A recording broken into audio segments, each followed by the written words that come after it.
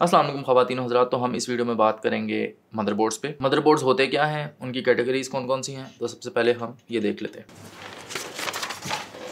तो सबसे पहले आपको बता देता हूँ कि मदरबोर्ड्स की 3 टाइप्स होती हैं। 3 AMD में पाए जाते हैं और 3 इंटेल में पाए जाते हैं। अगर हम इंटेल को देखें तो इंटेल में B कैटेगरी सबसे नीचे होती है, उसके बाद H कैटेगरी होती है, उसके बाद होते हैं Z कैटेगरी के मदरबोर्ड्स। इनमें भी बहुत सारी कैटेगरीज होती हैं। जैसे मैंने आपको बताया था कि जब आप प्रोसेसर लेते हैं Xeon का, तो उसमें ये ज़रूरी नहीं है कि जो X सीरीज़ का जो Xeon का प्रोसेसर है वो बाकी सारों में सबसे अच्छा हो। इसी तरह Z सीरीज़ के अंदर बहुत सारे मदरबोर्ड्स आते हैं, कुछ थोड़े हल्के होते हैं, कुछ बहुत अच्छे होते हैं, गेमिंग टाइप के होते हैं। लेकिन इनमें जो एक मेजर चीज़ है जिसको मैं आगे एक्सप्लेन करूँगा वो है थिकनेस। अच्छा, तो हम अगर AMD में आए तो AMD में A, B और X के मदरबोर्ड्स होते हैं। यहाँ पे बहुत डिफाइंड है कि कौन सा मदरबोर्ड सस्ता है और कौन सा मदरबोर्ड एक्सपेंसिव है। अब अगर हम देखें तो X सीरीज़ और यहाँ से Z सीरीज़, ये दोनों ओवरक्लॉक हो सकते हैं।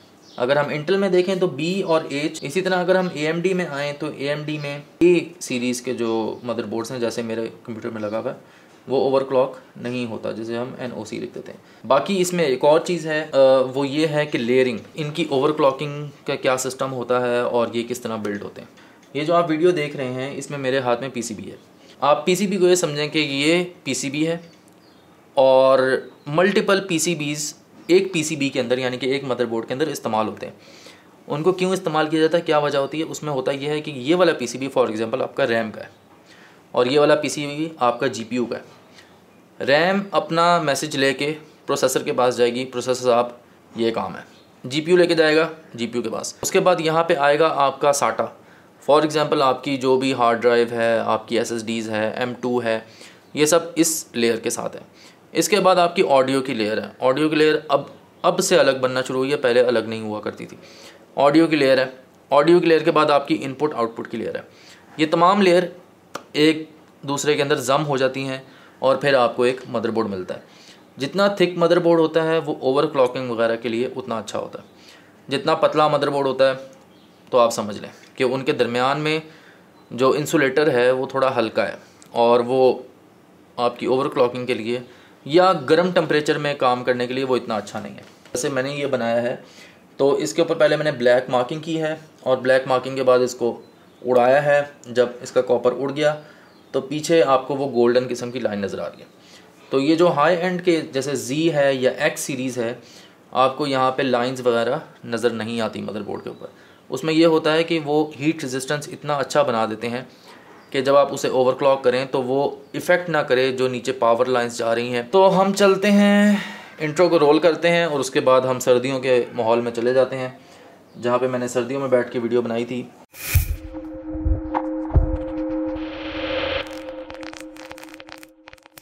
और ये मैंने कुछ शॉर्ट लिस्ट तैयार की है जो कि हम इस वीडियो में डिस्कस करेंगे। तो हम पहले उन लोगों को डिस्कस करेंगे जो कि Xeon लेना चाहते हैं और I सीरीज़ लेना चाहते हैं। आपने पहले मदरबोर्ड लेने से पहले आपने सॉकेट चेक करनी है कि Xeon और उस मदरबोर्ड की सॉकेट सेम है। Xeon का जो प्रोसेसर है वो आप I सीरीज़ के मदरबोर्ड पे लगा सकते हैं।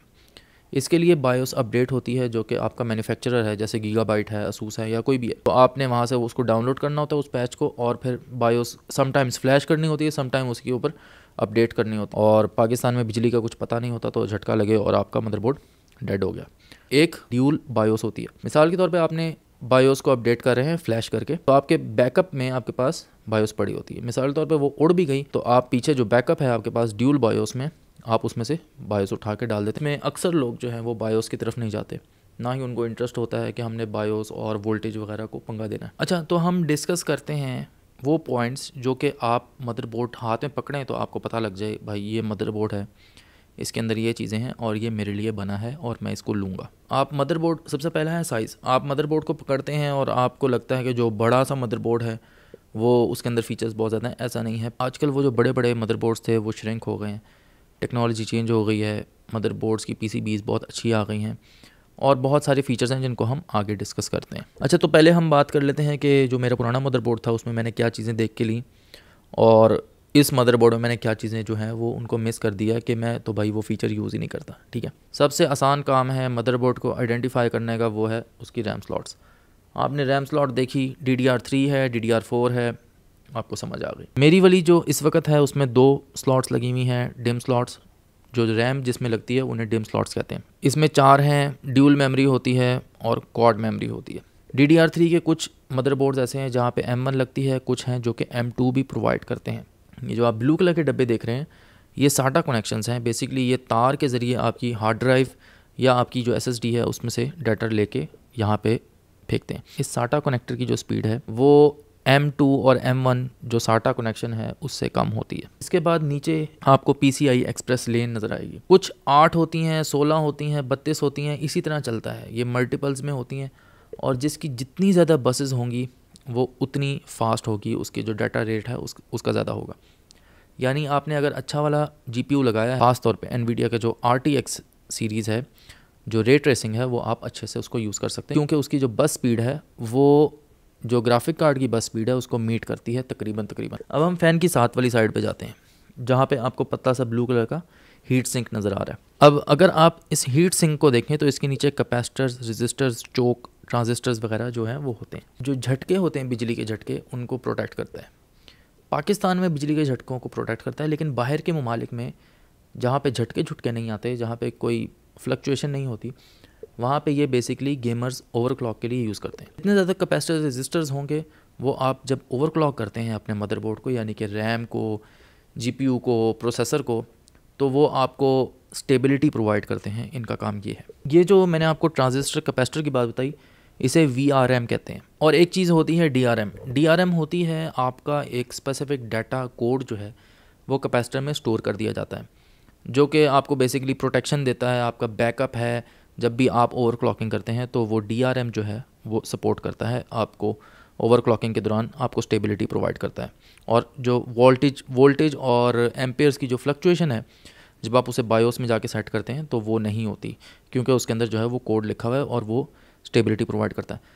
तो DRM जितना अच्छा होगा जिस मदरबोर्ड में, जाहिर सी बात है हाई एंड का मदरबोर्ड होगा उसका DRM VRM अच्छा होगा। अच्छा, एक और चीज़ जो देखी जाती है वो USB देखी जाती है कि आपके पास USB की सपोर्ट कितनी है। DDR3 में 3.0 की सपोर्ट बहुत सारों में मिलती है, लेकिन कुछ ऐसे बोर्ड होते हैं जो कि 2.0 देते हैं। तो ये चीज़ें आप देख लें कि ये ना हो कि आप USB, आपके पास एक्सटर्नल ड्राइव है, आप डाटा ट्रांसफ़र कर रहे हैं और डाटा रेट ही नहीं आ रहा, और आप कह रहे हैं यार मेरी तो 3.0 की USB है, लेकिन वो जो आगे डाटा ट्रांसफ़र करने वाली जो आपने मशीन रखी हुई है, मदरबोर्ड रखा हुआ है, वो डाटा ट्रांसफ़र नहीं कर रहा क्योंकि उसकी कैपेबिलिटी नहीं है। अच्छा, तो जो मेरी पिछली कंप्यूटर वाली वीडियो थी जिसमें मैंने कंप्यूटर बिल्ड किया था, उसमें मैंने बताया था कि जो साइज़ हैं वो थोड़े डिफरेंट होते हैं मदरबोर्ड के। एक फुल ATX होता है, फिर ATX होता है, MATX, माइक्रो कह लें, माइक्रो ATX, और फिर मिनी ITX होता है, ITX कह लें या मिनी ITX कह लें। तो ये डिफरेंट साइजेस होते हैं मदरबोर्ड के। ये जो स्लॉट होती है M1 और M.2 की, इसे NVMe स्लॉट कहते हैं। ये बेसिकली फास्ट डाटा ट्रांसफ़र के लिए यूज़ होती है। इसके अलावा IO पैनल जो है वो सबसे ज़्यादा इंपॉर्टेंट होता है, जहाँ पे आपने अपने USB वगैरह कनेक्ट करनी है। अब मेरा वाला क्योंकि सस्ता है मदरबोर्ड, तो इसका IO पैनल छोटा है। IO पैनल जब आप प्राइस ज़्यादा पे करते हैं तो IO पैनल में बहुत सारे फीचर्स आ जाते हैं, BIOS बटन, CMOS बटन, फिर आपको वोल्टेज दिखते हैं। वोल्टेज और टेम्परेचर के लिए आपको एक छोटी सी स्क्रीन मिलती है। जब आप BIOS में जाते हैं तो वो आपको बेसिकली, जब आप BIOS को रन कर रहे होते हैं, टेस्ट कर रहे होते हैं, तो वो आपको उसमें बताता है कि भाई आपका क्या फंक्शन चल रहा है और क्या मसला आ रहा है। एक लास्ट फीचर अगर हम उसको डिस्कस करें तो आप सेपरेशन देखेंगे, ऑडियो सेपरेशन। एक लाइन सी बनी होगी जिसके नीचे ऑडियो की जितनी भी कंपोनेंट्स हैं वो वहाँ पे होते हैं। उससे ये होता है कि इलेक्ट्रिकल फ्लक्चुएशन या च्यूं छी चा जो भी चीज़ें हैं, इंटरफेरेंस नहीं होती। अच्छा जी, तो इसके साथ हम लुबेलुबाब पेश करते हैं कि क्या क्या चीज़ें हैं जो कि आप देखेंगे अपने मदरबोर्ड में। सबसे पहले आपने देखना है कि ग्राफिक कार्ड को सपोर्ट करने के लिए आपके पास PCI स्लॉट कौन सी है, 3.0 है या 4.0 है। इसी तरह आप डिम स्लॉट्स देखेंगे कि उसमें रैम स्लॉट्स कितनी हैं, 2 हैं या 4 हैं, और आपको कितनों की ज़रूरत है। अगर आपने 64 GB की रैम यूज़ करनी है या 32 GB की रैम यूज़ करनी है तो आप 4 स्लॉट्स के साथ जाएँ, और अगर आपने सिर्फ 8 GB यूज़ करनी है तो आपके लिए 2 स्लॉट्स भी सही हैं, क्योंकि आप 4 की 2 लगा लेंगे तो हो जाएगा। लेकिन उसमें यह होता है जब आपने अपडेट करना होता है तो आपके लिए मुश्किल होती है। उसके बाद NVMe स्लॉट आती है। फ़ायदा ये होता है कि आपका जो डाटा रेट है वो थोड़ा सा फास्ट हो जाता है। इसके बाद आप देखते हैं SATA पोर्ट्स। अब आपका कोई भी काम है जो कि डाटा से रिलेटेड है और आपको ज़्यादा हार्ड ड्राइव्स वगैरह लगाने की ज़रूरत पड़ती है, तो आपने देखना है कि आपके SATA कनेक्शन वहाँ पर कितने मौजूद हैं। जितने ज़्यादा मौजूद होंगे आप उतनी ज़्यादा हार्ड ड्राइव्स या SSDs लगा सकते हैं वायर के ज़रिए, साटा वायर के ज़रिए। उसके बाद हेडर्स दो किस्म के होते हैं, एड्रेसेबल और नॉन एड्रेसेबल। एक्स्ट्रा फीचर्स में आपको USB headers, fan headers, RGB headers. आपने अपने मदरबोर्ड में देखना है कि उसमें DRM की क्या सिचुएशन है, VRM की क्या सिचुएशन है। ये ना हो कि आपको पहला झटका लगे बिजली का और आपका जो मदरबोर्ड है वो टाटा बाय बाय हो जाए, यानी कि उसके अंदर इतनी कैपेबिलिटी हो कि पावर सर्च कंट्रोल जो है वो कर सके। रैम के साथ आपने ये भी चीज़ चेक करनी है कि रैम कितने मेगाहर्ट्ज़ तक वो सपोर्ट करता है वो मदरबोर्ड। तो ये जो मेगाहर्ट्ज़ है ये बेसिकली आप ओवरक्लॉक भी कर सकते हैं मदरबोर्ड्स में, जैसे कि इंटेल की Z सीरीज़ है, उसमें आप रैम भी ओवरक्लॉक कर सकते हैं, CPU भी कर सकते हैं, GPU भी कर सकते हैं। P सीरीज़ में आप सिर्फ CPU और जो आपकी रैम होती है उसको ओवरक्लॉक कर सकते हैं, GPU को नहीं कर सकते। तो ये सारी चीज़ें जो हैं ये आपको देखनी पड़ती हैं साथ साथ। तो ये था आज का हाल। और चलते चलते एक इंसान की दूसरे को बड़ी खूबसूरत नसीहत, आपकी टांगें ज़्यादा लंबी हैं तो कटवा लें, दूसरे के मामले में ना अड़ाएं। खुश रहें, खुश रखें। आपसे मुलाकात होगी इंशाल्लाह कल। अल्लाह हाफ़िज़। किसी वक्त तुम्हारी अच्छी बात से लगता है कि तुम बहुत अके हुए हो। और ये चौथी लाइट, और इसके ऊपर ये लगा हुआ है माइक, और यहाँ पे मैंने लगाया हुआ था मोबाइल जिसके साथ मैं रिकॉर्ड कर रहा था इस मोबाइल पे। और ये है GoPro जिस पे मैं रिकॉर्ड करता हूँ हमेशा से। और ये इलाका जो है ये मैंने साफ़ सूफ़ किया है, और ये सारा गंद उठा के यहाँ पे